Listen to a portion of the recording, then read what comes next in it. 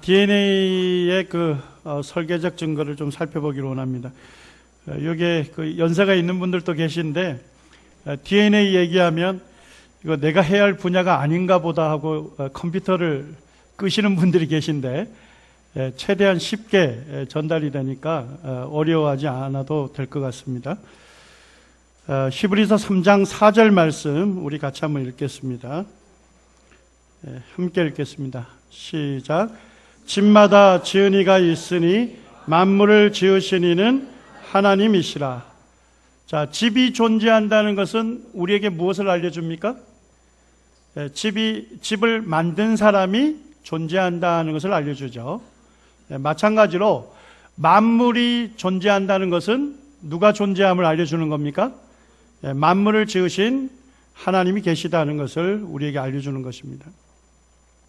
자, 집을 지으려면 무엇이 있어야 합니까? 설계도가 있어야 되죠. 설계도에 보게 되면 집을 어떻게 만들려고 하는 구체적인 정보들이 거기에 다 기록이 되어 있습니다. 뭐 창문을 어디에다 낼 건지, 창문의 크기를 얼마만큼 할 건지, 뭐 이중창으로 할 건지, 삼중창으로 할 건지, 모든 설계 정보가 거기에 다 기록이 되어 있는 것입니다. 우리 사람에게도 사람을 어떻게 만들려고 하는 구체적인 정보가 기록된 설계도가 있을까요? 어디에 있습니까? 여기에 보면 세포가 있는데요. 세포에는 핵이 있습니다. 그 핵 안에 뭐가 있습니까? DNA가 있는 것입니다. 그래서 DNA가 무엇을 합니까? 예를 들면, 자, 여기에 피부 세포가 있죠. 자, 이 피부 세포는 뭘로 이루어져 있습니까? 단백질로 이루어져 있죠. 자, 뼈도 뭐로 이루어져 있습니까? 단백질로 되어 있습니다. 신경은요? 단백질로 되어 있습니다. DNA에서 어떤 세포는 어떤 단백질로 만들려고 하는 구체적인 정보가 그 안에 암호가 되어 있는 거예요. 그 암호에 의해서 어떻게 됩니까? 그게 피부세포가 되기도 하고 신경세포가 되기도 하고 그 다음에 뼈세포가 되기도 하는 것입니다. 여기 보면 제임스 왓슨이라는 과학자고 프란시스 클릭이라는 사람이 이 DNA가 이렇게 이중으로 되어 있는데 이게 이렇게 꼬여 있는 나선 구조로 되어 있다는 것을 최초로 밝혀냈습니다. 여기 보면 네이처지에 이 DNA의 그 이중 나선 구조를 최초로 밝혔는데 이걸로 노벨상을 받았어요. 제가 논문을 찾아봤더니까 한쪽이더라고요. 한쪽. 이 논문 한 장으로 노벨상을 수상했습니다. 참 대단한 작품이죠. 그래서 우리가 지금부터 살펴볼 것은 노벨상 작품이기 때문에 조금 어려울 수도 있습니다만 하나님께서 만드신 설계된 작품이기 때문에 분명한 질서와 규칙이 있습니다. 그 질서와 규칙을 알면 쉽습니다. 혹시 게놈이라고 들어보셨나요? 발음이 별로 안 좋다 해서 뭐 지놈으로 하자 이래가지고 처음에 우리나라 신문에 소개될 때 지놈으로 소개됐습니다. 그런데 뭐 지놈도 그렇게 어감이 안 좋다 이래가지고 지금은 그냥 그대로 게놈으로 이렇게 쓰고 있습니다. 게놈이라는 것은 한 사람의 유전자 전부를, 유전자 전체를 게놈이라고 합니다. 그래서 여기에 보면 염색체가 있죠. 염색체는 그 실타래가 아주 질서정연하게 꼬여 있는 것처럼 되어 있습니다. 그래서 그 실타래를 쭉 풀게 되면 이걸 우리가 염색사, 염색질이라고도 합니다. 자, 그리고 이제 이중 나선 구조가 보입니까? 거기에 이제 뭐 우리가 별로 안 좋아하는 CGAT라고 하는 염기들이 있습니다. 그 DNA 부분 중에서 어떤 세포는 어떤 단백질로 만들려고 하는 구체적인 암호가 들어가 있는 부분이 있습니다. 그 부분을 뭐라고 하는 거예요? 특별히 유전자라고 얘기하는 겁니다. 그러니까 DNA 전부가 유전자가 아니고 DNA 중에서 어떤 세포는 어떤 단백질로 만들려고 하는 그 정보가 암호화되어 있는 그 부분만을 뭐라 한다고요? 유전자라고 부르는 것입니다. 이 유전자에 따라서 우리 신체가 모든 것이 결정이 되는 거예요. 피부 색깔이며 머리카락 색깔이며 이런 모든 신체의 형태들이 그것에 의해서 만들어지는 것입니다. 자, 요거 하나만 이제 익히시면 되겠습니다. 자, 요게 보면 DNA 구조가 있는데 먼저 그 DNA에 뼈대가 있죠. 뼈대가 있고 그 사이에 꼭 사다리의 발판처럼 보이는 게 보입니까? 그 발판이 있는데 두 종류의 염기로 되어 있습니다. 자, 요게 A는 뭡니까? T는요? C는요? G는요? 좋습니다. 자, 근데 아데닌은 누구하고만 결합합니까? 티민하고만 결합합니다. 그래서 우리가 이거를 AT 조합이라고 합니다. 자, 시토신은 누구하고만 결합할까요? 구아닌하고만 결합합니다. CG 조합입니다. 자, 그럼 몇 개의 조합이 있죠? 두 개의 조합을 갖고서 모든 세포는 어떤 단백질로 만들라고 하는 암호를 그 안에다가 집어넣은 겁니다. 이 두 개 조합에 의해서 모든 암호를 구체적으로 그 안에다가 집어넣을 수 있는 겁니다. 지금 이제 이 비밀이 밝혀진 거죠.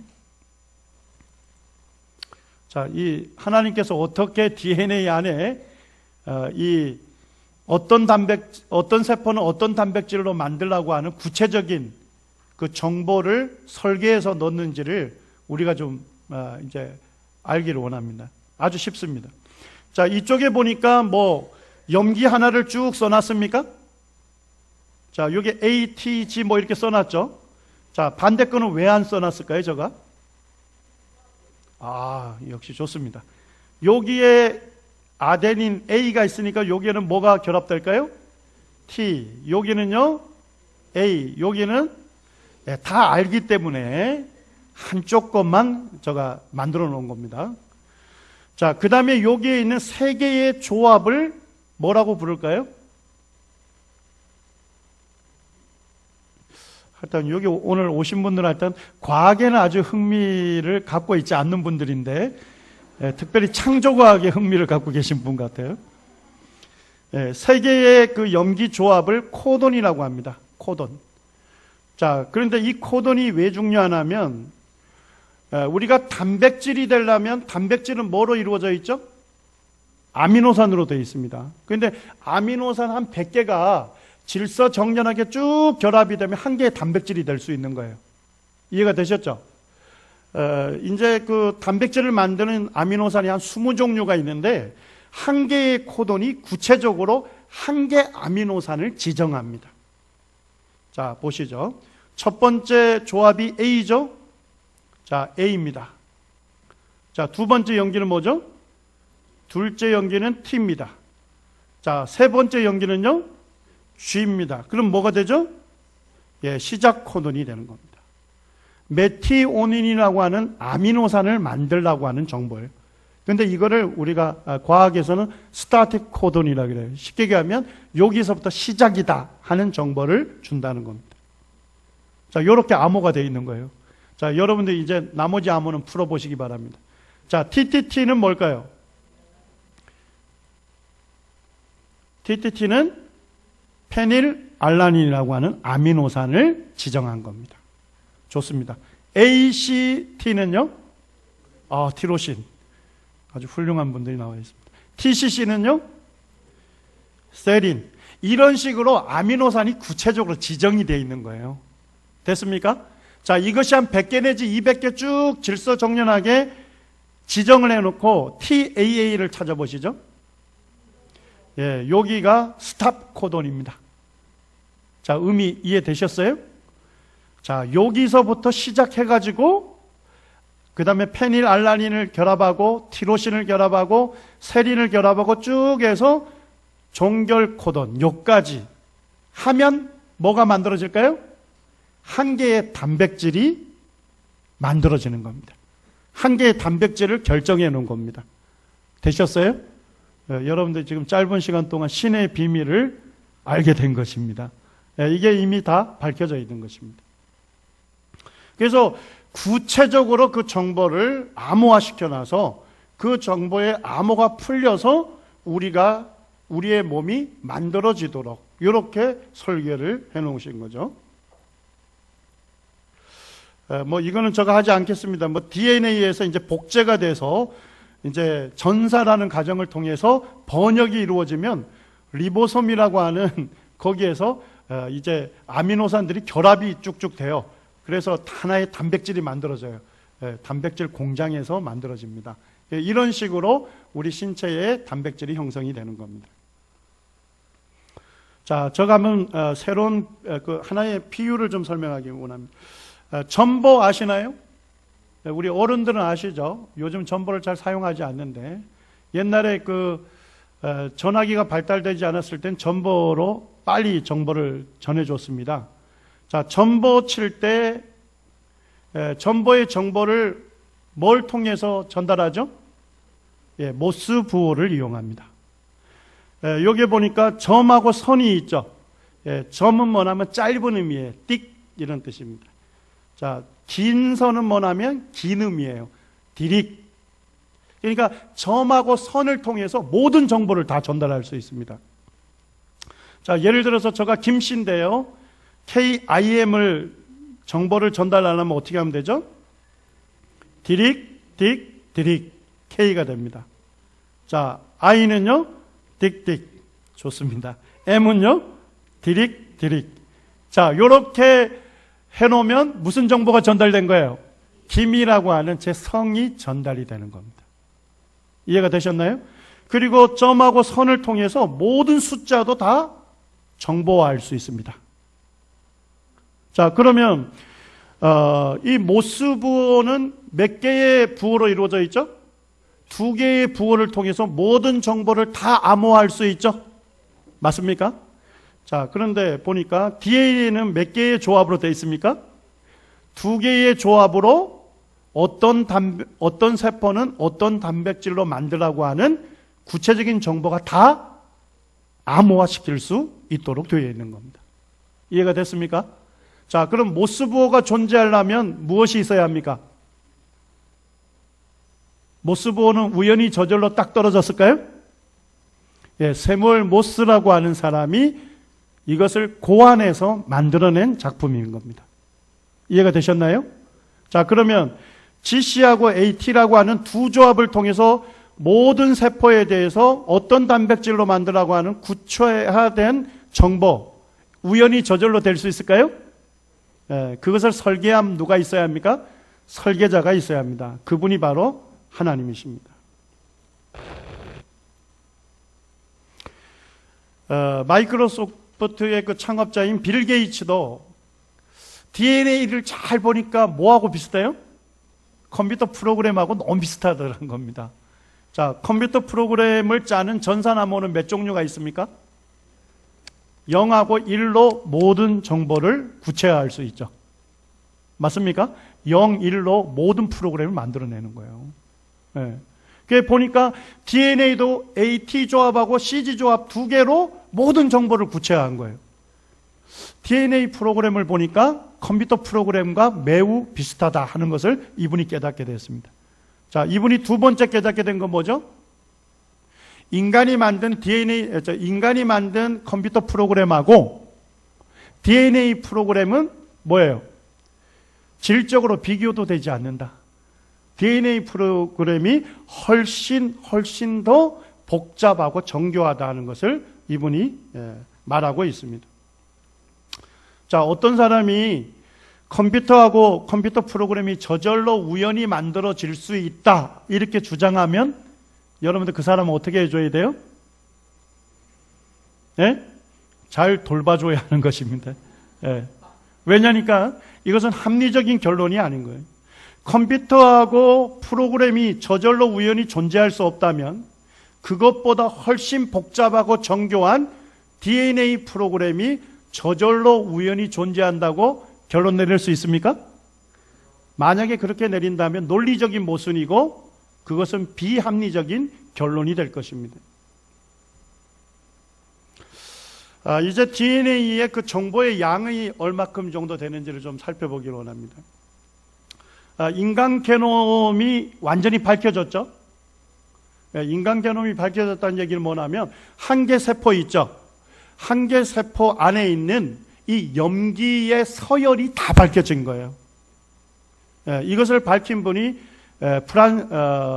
이분이 프란시스 콜린스라고 하는 거듭난 그리스도인입니다. 지금 미국의 미국 국가 보건원의 원장으로 지금도 재직하고 있는데요. 이분에 의해서 이게 이제 밝혀진 겁니다. 그래서 이제 한계 세포 안에 DNA가 있으면 DNA 염기를 다 종이에 받았을 수 있겠죠. 여기 지금 보면 G, T, A 이런 식으로 받았을 수 있습니다. 5,000 글자가 알파벳이 기록이 되면 한쪽이 되게 하고, 그것이 이제 1,000쪽이 모이면 한 권으로 재본을 합니다. 이해가 되셨나요? 자, 그러면 사람 한계 세포 안에 있는 DNA 정보의 양이 책으로 묶으면 어느 정도 된대요? 한 1,000권 정도 된답니다. 두꺼운 백과사전. 제가 이제 계산을 해보니까 두꺼운 백과사전 1,000권을 쭉 하게 되면 아파트 몇 층까지 올라갈까요? 제가 13층에 사는데 13층까지 올라갑니다.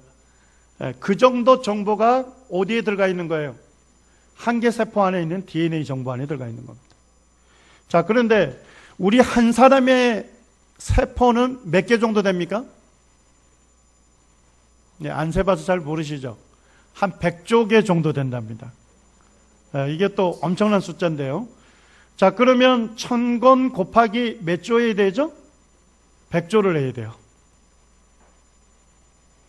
자, 여러분 한 사람, 내 안에 있는 DNA 정보를 전부 책으로 엮는다면, 그랜드 캐년 아시죠? 길이가 450km랍니다.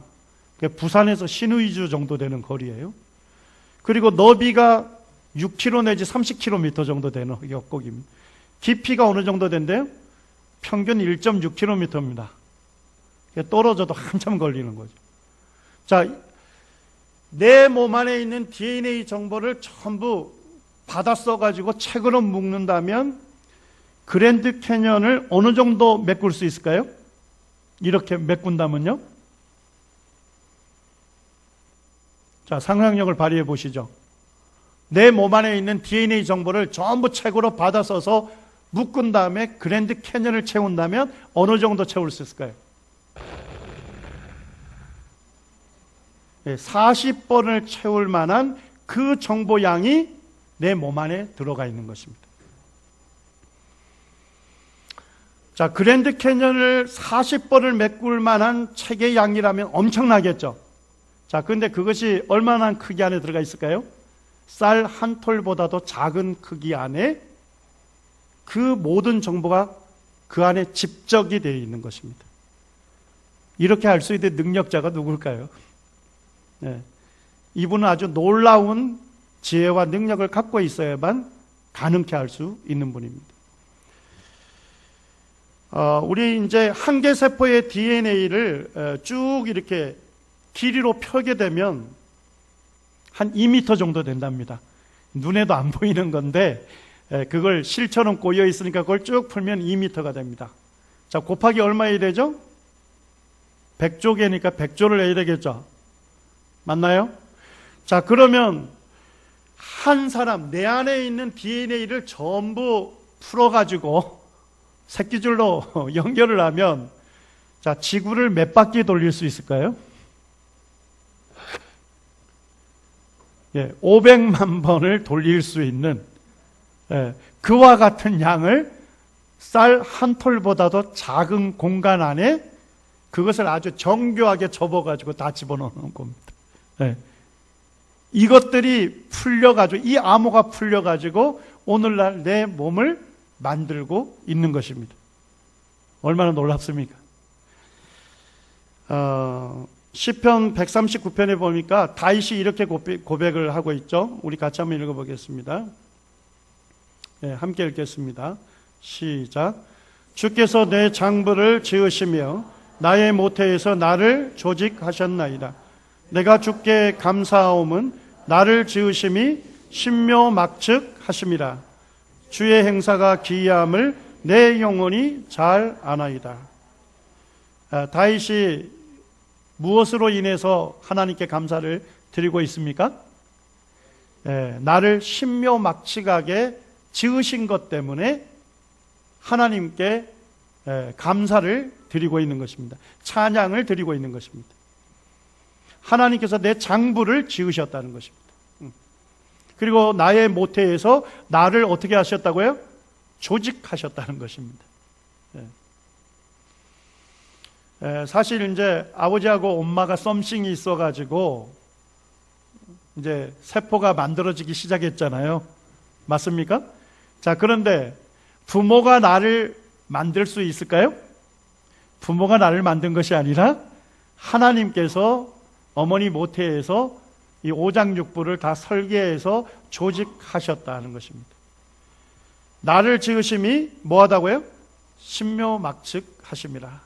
제가 영어 성경에 좀 도움을 받으려고 여러 곳을 이렇게 찾아봤더니까 영어 성경에서 하나밖에 없어요. wonderfully made. wonderful밖에 없어요. 근데 신묘막측하다는 한자 풀이를 제가 봤더니까 좀 느낌이 옵니다.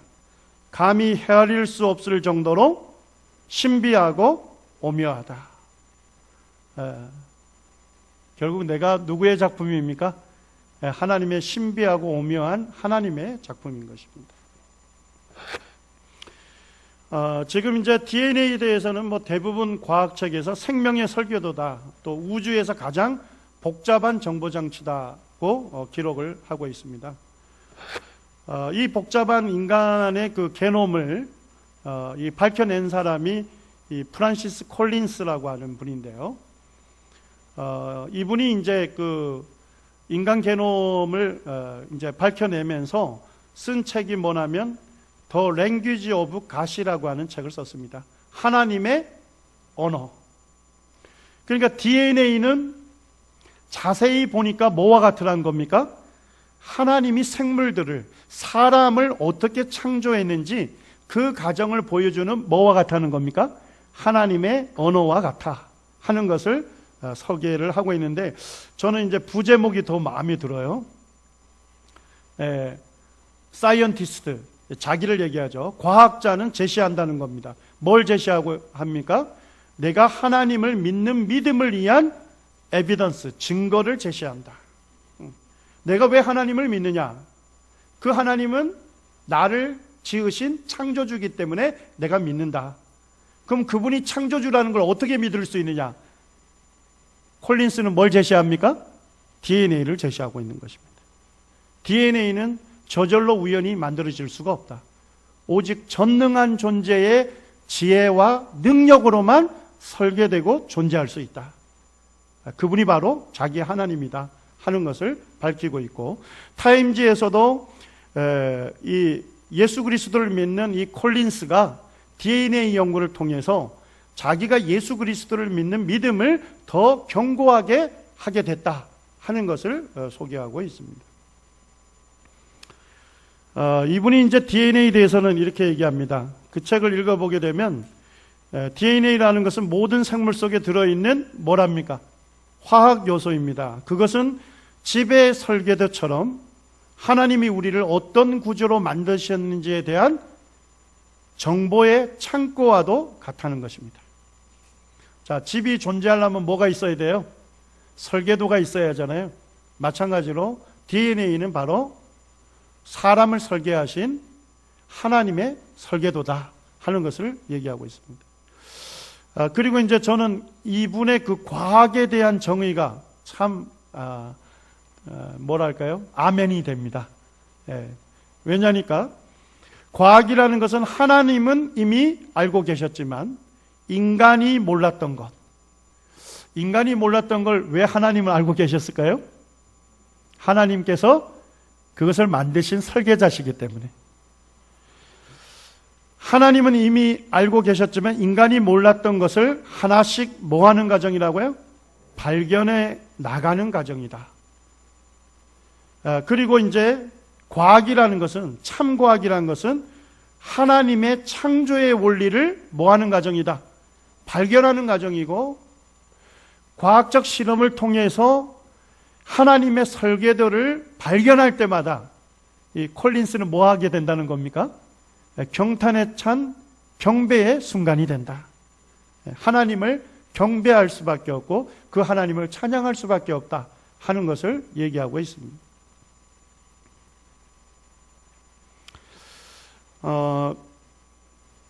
인간 게놈이 밝혀진 이후에 논쟁이 됐던 게 하나 있습니다. 제가 아까 DNA의 전부가 유전자가 아니라고 했죠? DNA 중에서 어떠한 세포는 어떤 단백질로 만들라고 하는 구체적인 정보가 있는 부분만 뭐라 했습니까? 유전자라고 했습니다. 진이라고 했습니다. 그런데 이와 같은 구체적인 정보가 암호화되어 있는 유전자는 DNA 전부 중에 몇 %밖에 안 된대요?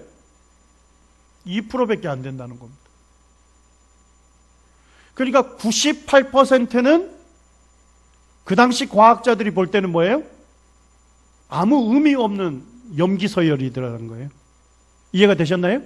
그래서 진화론자들이 이 98%를 뭐라고 했냐면 정크 DNA라고 이름을 붙이게 된 거예요. 자, 정크가 뭡니까? 쓰레기입니다.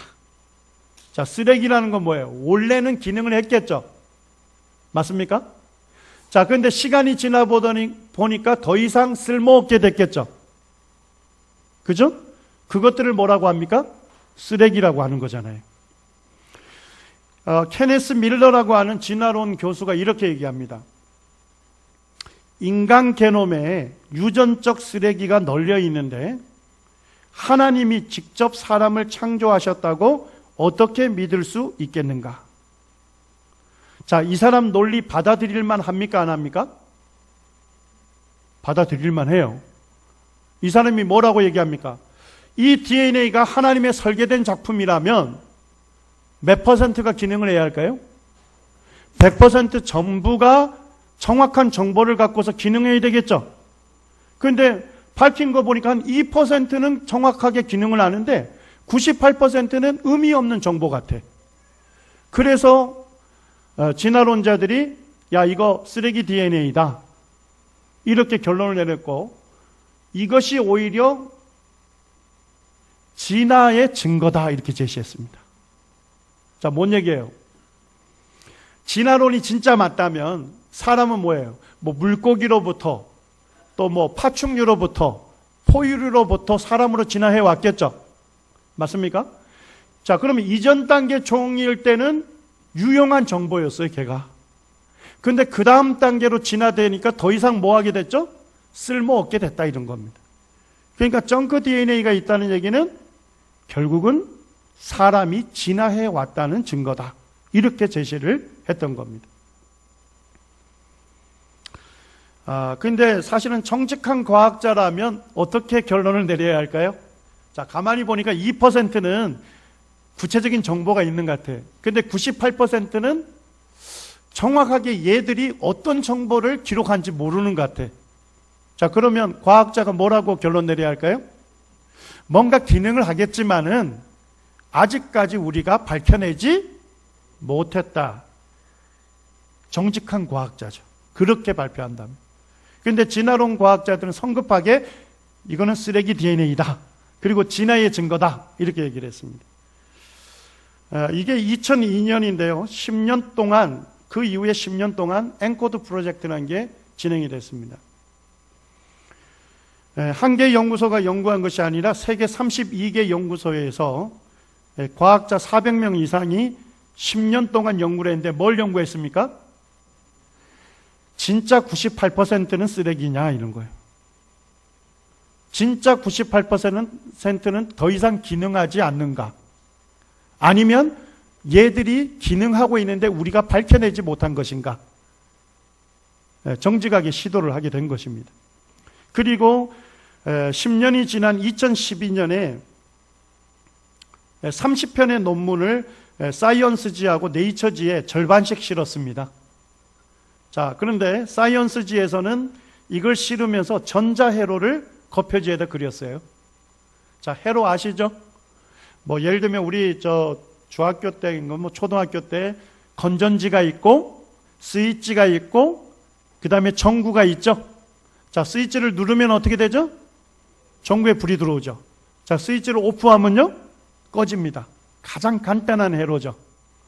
자, 근데 왜 전자회로를 그려놨을까요? 연구를 해보니까 98%가 기능을 안 하는 것이 아니라 전자회로의 회로처럼 어떤 유전자가 언제 작동할 건지, 얼마만한 시간 동안 작동할 건지, 언제 멈출 것인지를 구체적으로 조절하는 뭐예요? 스위치 단백질들로 되어 있다 하는 것을 밝혀낸 겁니다. 그래서 98% 중에 400만 개의 스위치를 발견해낸 거예요. 자, 기능하는 거예요, 안 하는 거예요? 유전자를 조절하는 그와 같은 구체적인 조절 정보들이 그 안에 다 있더란 것입니다. 자, 네이처지에서는 뭐라고 표기했어요? 둥근 도서관으로 표현했습니다. 자, 도서관 책장에는 뭐가 꽂혀 있습니까? 책이 꽂혀 있습니다.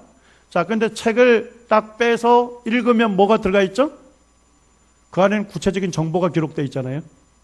맞습니까? 네이처지에서 결론은 뭐냐?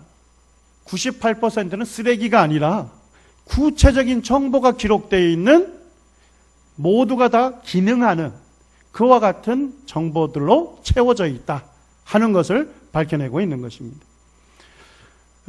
이때 제일 중요한 키 논문이 있었는데 제가 이제 그 키 논문의 그 내용을 잠깐 봤더니까 이렇게 얘기하고 있습니다. 이러한 데이터는 잘 연구된 단백질 암호 영역 외에 있는 2% 외에 있는 98%에 대한 연구를 했는데 게놈의 80%에 대한 생화학적인 기능들을 뭐 할 수 있었다고요? 정할 수 있었다는 겁니다. 이 내용을 이해하십니까?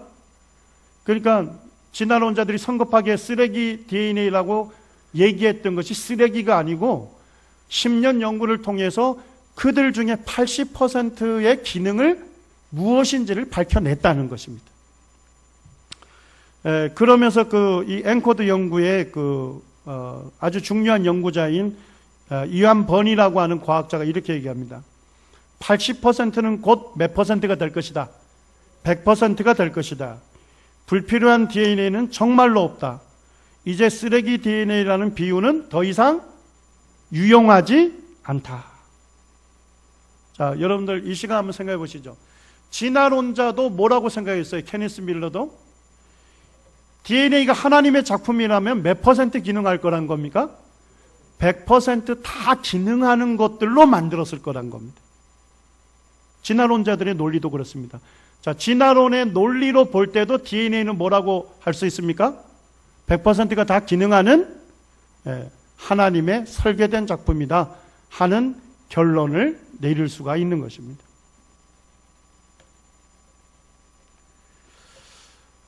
여기에 보면 그 앤토니 플루라고 하는 아주 유명한 무신론자가 있었습니다.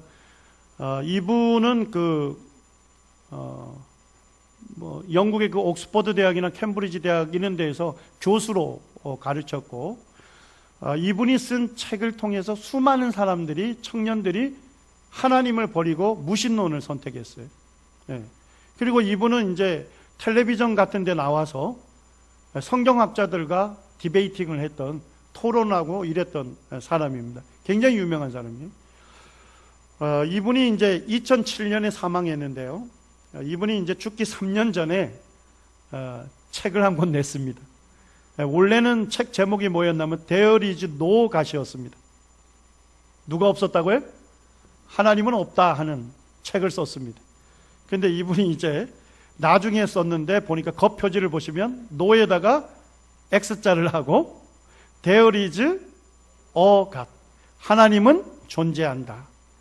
그래서 이분을 이제 그 밑에 그 겉표지에 보면 세상에서 가장 악명 높은 무신론자가 회심을 했다, 하나님을 믿게 되었다 하는 것을 기록하고 있고, 이 책을 읽어보게 되면 자기가 왜 신이 없다고 하는 이 무신론을 버리고 하나님께로 돌아왔는지 그 이유를 제시하고 있습니다.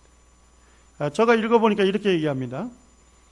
생명의 가장 기본적인 단위인 DNA를 연구하면 연구할수록 고도의 복잡한 정렬이 있어야 함을 알게 되었고, 이것은 반드시 외부의 놀라운 지적인 설계자가 개입하지 않으면 불가능하기 때문이다. 앤토니 플루가 내린 결론은 뭡니까? DNA는 누구의 작품이다? 전지전능하신 위대한 지혜를 갖고 계신 능하신 하나님의 작품이다 하는 사실을 이분이 인정하고 하나님께로 돌이켰던 것입니다. 제가 로마서 1장을 제가 처음에 읽어드렸는데요. 하나님 알만한 것을 하나님께서 어디에 보여주셨습니까? 하나님 만드신 만물에 분명하게 어떻게 해주셨대요? 보여주었고 알려주었다는 것입니다. 그렇기 때문에 사람이 뭐 할 수 없다? 핑계할 수가 없다는 것입니다. 하나님은 이 세상 만물을 창조하셨고 나를 신묘막측하게 창조하신 내 창조의 주인이십니다. 자, 그런다면 여러분들이 하나님을 어떻게 대해야 되겠습니까?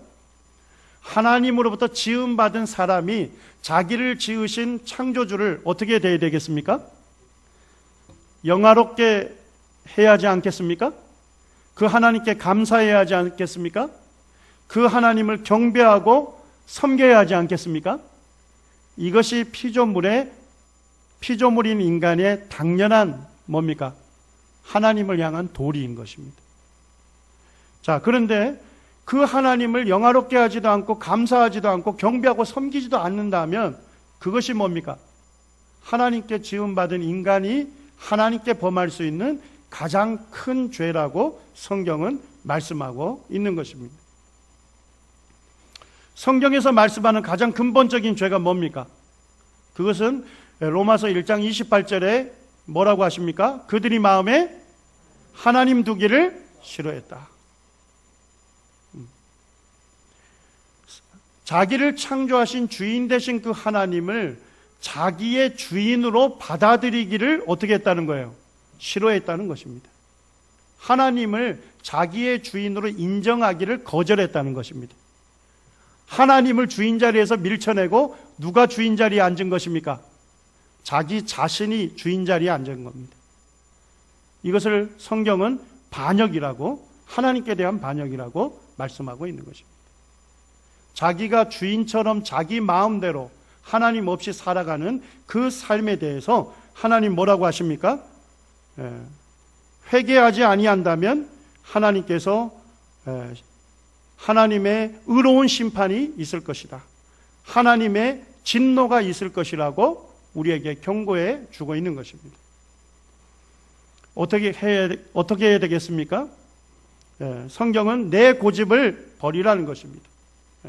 내가 가는 길이 잘못된 길인지 알고 정말 하나님의 의로운 진노와 심판을 자초하는 길이라면 그 죄를 버리고 그 고집을 꺾고 누구에게로 돌이키라는 것입니까? 자기를 창조하신 하나님께로 돌아오라는 것입니다. 하나님은 자기 죄를 깨닫고 회개하는 사람에게 하나님은 긍휼을 베푸시고 은혜를 베푸십니다. 우리 주 예수 그리스도를 믿을 수 있도록 도와주시고 그 영혼을 구원해 주시는 분이십니다. 이제 10분 정도 쉬시고 마지막 주제를 다루겠습니다.